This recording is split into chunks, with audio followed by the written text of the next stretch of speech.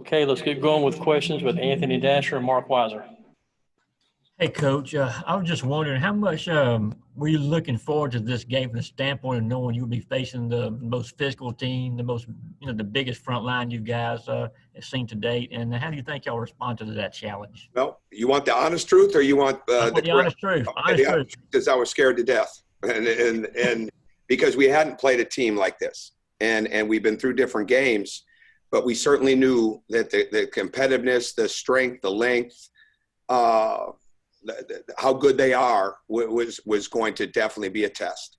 But I felt good throughout the day because we had a solid week. There were some days that were really good, like yesterday's practice was excellent.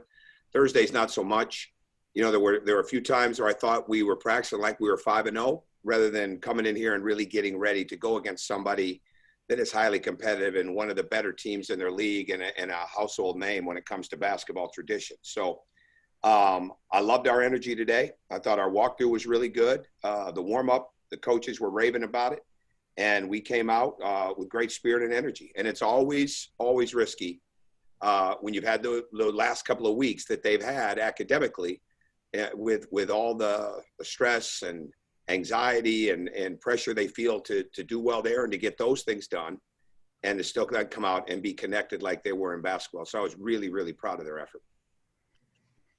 Tom, what did your team show you tonight that maybe they didn't in the first 5 games because of the level of competition that you went against? Yeah, I don't know. I'd have to really think about that. I was just happy with the way that we competed. I liked the way that we scored in the first half. We got out and attacked. I would just say, in answer to the question, that they really rose to the level of the competition, and it wasn't us just matching their energy and toughness. We brought our energy and toughness, and I think that's the biggest thing. But I mean, the mentality our team has got to be. It's not about winning streaks. It's about getting on a 1-game winning streak. As corny as that sounds, that's how you have to train your mind to think, and that's what we've got to continue to learn to do. Let's go to Andy Walsh and Ryan Curley. Hey, Coach. There was a moment I think it was in the first half when, Tommie ran the floor, finished off a layup, and then went back down and drew a charge. How good was it to have him back on the floor tonight? I thought he showed. I tell you, that's a great question, because I think what he showed is that these guys feel, your better players, the players have got to feel impacted by, inspired by, and they've got to feel safe with. Like, they feel better because they're on the floor. And I think tonight, Tommie showed that. We certainly missed him last week. There's no doubt about that. And you take Tommie out of the equation, and you take the fact that we went 19 of 31 from the foul line. That's a lot with that game. We were fortunate to win it. But you bring him back, and he raises the level of everybody because how hard he plays. I mean, he had 11 deflections tonight, and that's 3 under his average. And Severe had 14, which is a high for him. Justin Carr had 12, and we had 58 deflections in the game. I mean, Tommie leads the way with that type of stuff. And when you've got that kind of length and the fact of what he's doing strength-wise, and he's really only had with live contact, yesterday was the only day and all week long. So for him to come out and play that way against a physical, aggressive team like Cincinnati, I think said a lot.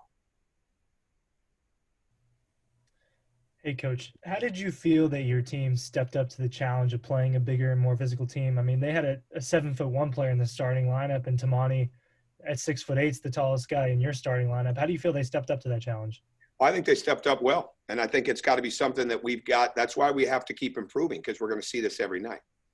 And if you'd have told me at the beginning of the night that we were going to win the game with 83 points and P.J. Horn and Andrew Garcia would combine for 4 points, I wouldn't have bought any stock in that. I wouldn't have thought that's going to happen. But we did. But you know what? We don't win the game without the way those guys defended. We don't win the game without their physical aggressiveness. We don't win the game without their presence.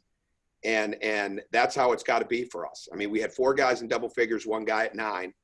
And as I say to this team, and at any given night, there's going to be 4, 5, 6 guys in double figures, and it could be almost anybody on this team right now.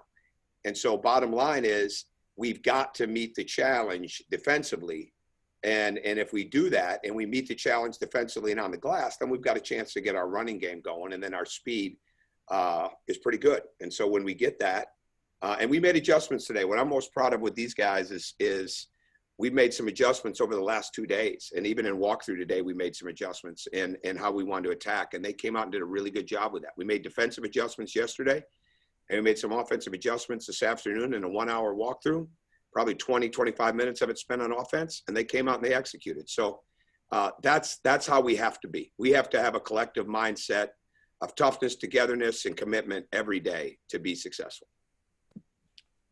Go to Mike Griffith and then Torrey Heck. Yeah, Coach, just as far as measuring stick game in a sense, and what do you want to see now? I mean, I know you say getting better every day, and it's easy to speak in generalities, but specifically, where do you think you need to get better, sharper before the start of the SEC season? Well, as a coach, they're not generalities, though. See, that's the thing is, like, there's not one thing that I would say we're doing a great job of, and that's where the improvement comes in. Can we? And again, it's going to be a short turnaround, so I don't think we're going to spend a lot of time on the mistakes we made, but the improvement becomes in decision making. The improvement becomes in creating passing angles. It comes in finishing. It comes in making sure that we're not settling for jump shots and getting the ball reversed 2-3 times in a possession. So there's always going to be a litany of things, and as a coach, a good team never arrives, and a coach is never satisfied. I mean, you're just looking for more things. Now, proud of their effort and really looking at the competitiveness of tonight and being really proud of that, no question. But we've got to turn around and get better, and we can't have a letdown. And we can't have a letdown at all. If Tyson Walker plays, which the information we're getting is that he will. He got hit the other day in the game. They play tomorrow, then they play us on Tuesday. He's going to be one of the better point guards we'll face. I mean, it doesn't matter who we play, right? So every night there's a different challenge. And the thing you have to do as a coach every day is make sure they understand to meet those challenges, the improvement cannot waver. And I know I spend a lot of time trying to get better at a lot of stuff, and sometimes you can't do that. But we better make sure we understand what we do have to get better at, and we got a short period of time to get ready for it. And then it's even going to be shorter once the SEC hits.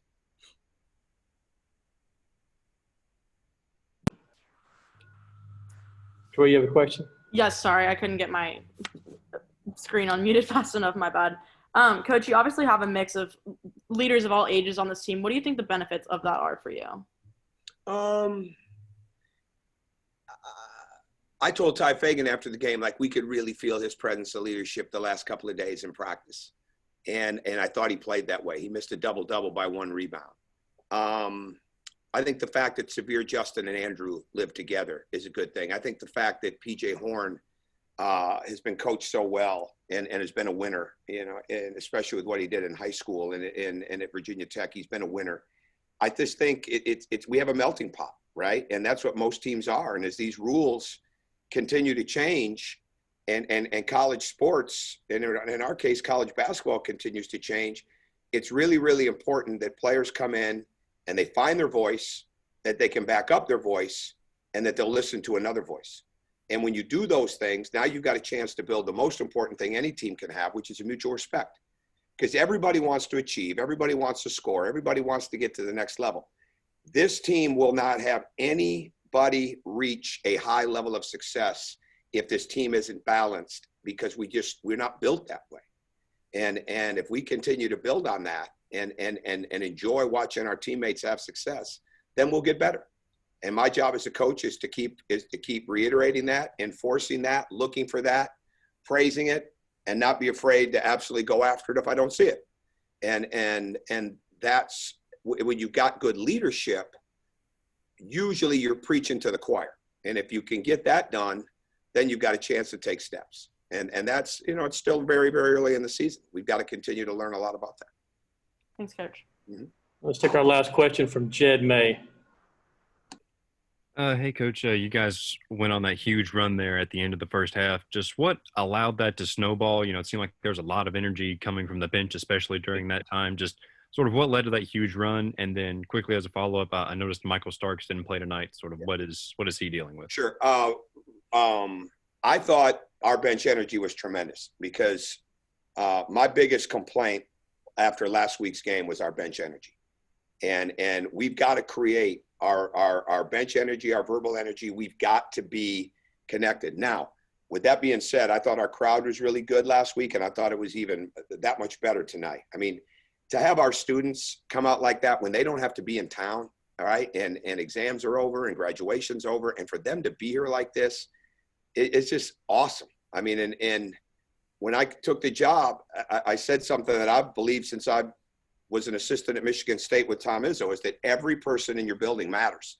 And right now we're only 17, 18% capacity. Well, every one of those people matter.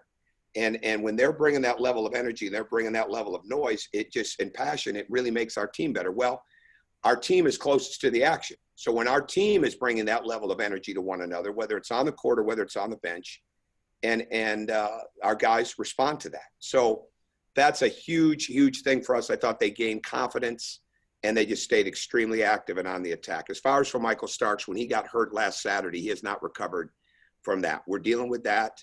I'm not sure on his status for Tuesday night. He has not practiced this week. He's been there every day, obviously, but he has not practiced this week. And he's dealing again with a lower body injury, and we just got to let it heal. Coach, congrats on the win, and thank you for your time.